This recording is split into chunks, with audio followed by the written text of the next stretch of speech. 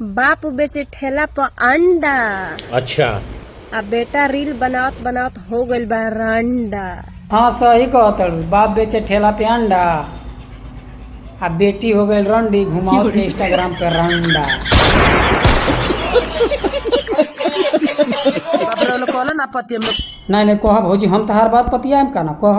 खाना बना के ढोडी पर मुन नहीं के करत जानता इन लोग की ना हम तो नहीं जानत काहे हो का है सब मोन नहीं करते एगो हमर ननद दिया। हाँ एगो तो हर ननद बिया सारे बिया बड़ा निक लागे पटाखे रोल कोला गैस भरा जाई तब नंदी पर बनावेली। अच्छा गैसो भरा जाला तो तार नंदी बनावले आ चूल्हे पे नहीं बनावले। आ चूल्ही पर ना बनावेली बतान दो हमहू तो के बेटी हई। बताव कितना गलत करती है तू तो केहू के बहने बेटी हो इंस्टाग्राम पे मरवावत हड़ू ना।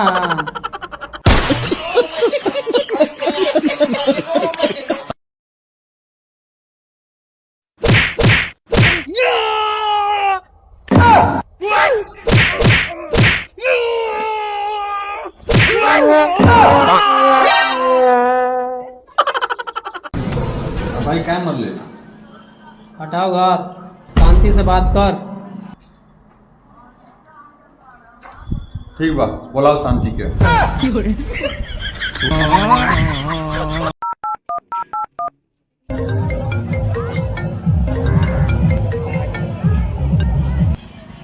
हाँ भाई। हाँ भाई कॉल कैले रहे।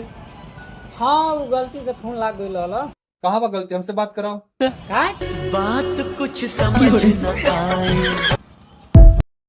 आए। मर्द नहीं हो के हो मर गए ना सोने कूद कूद खाना खाता ये मां हमारा भैया कभी एजा लोकत नहीं कर चलन पूछ चल।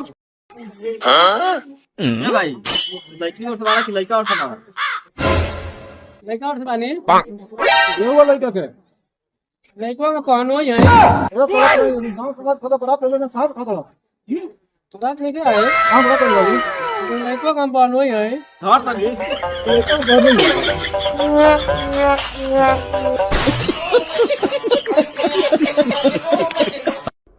देख आओ तो शुरू फेंकने का। ए रुको का भाई का है ए चंदा दे चंदा।